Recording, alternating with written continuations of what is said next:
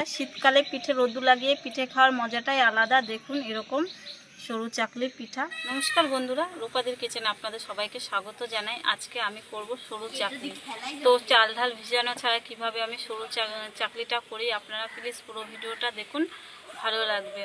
তো চাল ঢাল ভেজানো ছাড়া শুধু মাত্র সুজি দিয়ে আমি এই সরু চাকলিটা তৈরি করব খুব সহজভাবে আর অল্প উপকরণেই বানাবো। তো দেখুন এখানে এই যে আমি এক কাপের থেকে একটু কম সুজি নিয়ে নিয়েছি। এই সুজিটাকে আমি শুকনো একটু পেস্ট করে নেব। শুকনো মানে শুকনো গুঁড়ো করে নেব, প্রথমে জল দেব না। একটু মিক্সি করে নিয়ে এসেছি। এই দেখুন এখানে আমি নুন দিয়ে দিলাম একটু স্বাদ মতো, আর নারকেল কোড়া দেব 3 চামচের মতো। আপনাদের কাছে যদি থাকে দেবেন, আর না থাকে দিতে হবে না, না দিয়েও হয়। এবারে সব কিছু ভালো করে নাড়িয়ে একটু ঢেকে রাখবো 5 মিনিট মতন। 5 মিনিট হয়ে গেছে, দেখুন কতটা ফুলে উঠেছে। দেখুন এটাকে আমি আরেকটু মিক্সি করে মিহি পেস্ট করে নিয়ে আসবো। করে নিয়ে চলে এসেছি মিহি পেস্ট। দেখুন এই যে কত সুন্দর হয়েছে। আর এটাকে একটা গামলায় আমি ঢেলে নেব। দেখুন ব্যাটারটা কেমন ঘনত্ব হয়েছে। এর মধ্যে আমি এবারে 2 চামচ ময়দা মিশিয়ে দেবো। ময়দা মিশালে কি মানে টান টান ভাবটা আসে। এগুলো ভালো করে গুলিয়ে নেব। আর আমি এক কাপ আগে জল দিয়েছিলাম, আর এই যে এতটা আছে, আর 2 কাপের থেকে এতটা আছে। দেখি গুলায় কতটা লাগে। আপনারা চাইলে ময়দা নাও দিতে পারেন, ময়দাটা দিলে তবে সরু চাকলি পিঠাটা খেতে কিন্তু অসম্ভব সুন্দর হয়। একটু গাঢ় গাঢ় হয়ে গেছে। দেখুন ভালো করে মেশানো হয়ে গেছে, কোনো গুটি ভাব নেই। এবার আমি এটা ঢাকা দিয়ে রেখে দেব, আর এই ফাঁকে উনানটা ধরিয়ে নেব। উনানটা ধরিয়ে দিয়েছি। এবারে একটা ননস্টিক নিয়েছি, এখানে একটা কাপড় নিয়েছি সুতির, এখানে করে একটু তেল নিয়ে নিয়েছি। এবার তেল ব্রাশ করে দেব একদম হালকা করে, একটু নাড়িয়ে নাড়িয়েই দিতে হবে। 1 চামচ করে এই বাটিতে নিয়ে নিলাম, তাহলে কি সুবিধা হবে।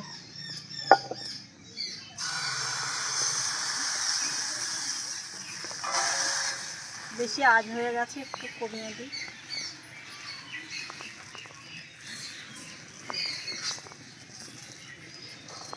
কাঠের উনুন তো, তাই একটু কম বেশি করে হয়ে যাবে বন্ধুরা, একটু ম্যানেজ করে নিতে হবে।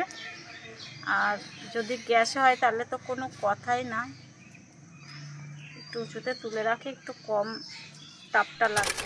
কত সহজেই উঠে যাচ্ছে, সাইড দিয়ে আগে থেকেই উঠে যাচ্ছে। একদম হালকা আজে দিতে হবে হাতে করে।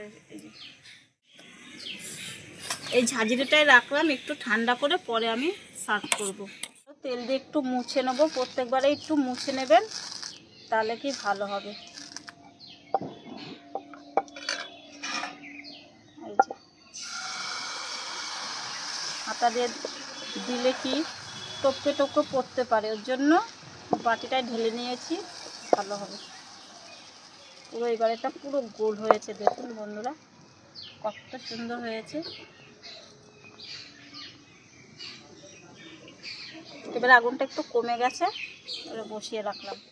আবারও দেখুন ধারগুলো কেমন উঠে উঠে গেছে। দেখুন পেছনটা কত সুন্দর হয়ে গেছে, জালি ভাব। সাইডটা খুন্তি দিতেও হচ্ছে না বন্ধুরা, উঠে যাচ্ছে সুন্দর করে।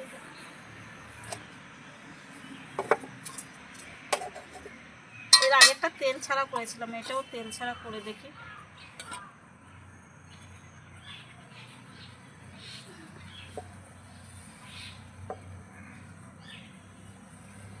কত সুন্দর গোল হয়েছে। প্রথমেরটা একটু অসুবিধা, তারপরে ঠিকঠাক হয়। আর তাপ নিয়ে কিন্তু সচেতন থাকতে হবে, কখনো বেশি কখনো কম সেটা আপনাকে ঠিক করে নিতে হবে। বেশি হয়ে গেলে একটু নামিয়ে রাখতে হবে, আর কম হলে বসিয়ে রাখলে ঠিক হয়ে যাবে। খুব সহজ, একেবারে সহজ, চাল ডাল ভেজানো ছাড়া সরু চাকলিটা করা। একদম পাতলা কাগজের মতো। একটু তো ঠান্ডা করে নিয়েছি, এবারে ভাজ ভাজ করে আমি সার্ভ করে দেবো। কতটা সুন্দর সাদা ধবধবে হয়েছে। একটু ঠান্ডা করে নিলাম যাতে জড়িয়ে না যায় গরম গরম ভাজ করলে।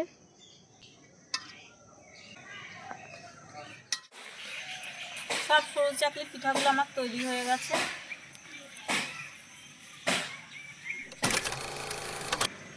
কতটা সুন্দর লাগছে দেখুন।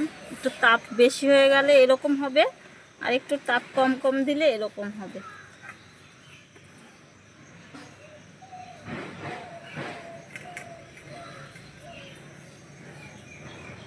তৈরি হয়ে গেল সরু চাকলি পিঠা আমার, সাথে খেজুরের গুড়, ছোলা গুড়। দেখতে কত সুন্দর লাগছে বন্ধুরা দেখুন। একটাও জড়াবে না। এই যে একটু ঠান্ডা করে নিয়েছি আমি, ভাজ করে রেখে দিয়েছি। আর এরকম করে খেজুরের গুড় দিয়ে যদি খাওয়া হয় কেমন লাগবে দেখুন। এই যে দেখুন কত সুন্দর লাগবে খেতে খেজুরের গুড় দিয়ে। আর খেজুর গুড়ের তো একটা অন্যরকম সেন্ট আছে, খেতে খুব সুস্বাদু লাগে। এই যে দেখুন। তো বন্ধুরা, আমার এই সরু চাকলি পিঠার রেসিপিটা যদি আপনাদের ভালো লেগে থাকে তো লাইক কমেন্ট শেয়ার করে দেবেন, সাবস্ক্রাইব করে পাশে থাকবেন রূপাদি চ্যানেলটা। তো আজকে এই পর্যন্ত, দেখাবো পরে একটা ভিডিওতে। আপনারা ততক্ষণে ভালো থাকবেন, সুস্থ থাকবেন। টাটা।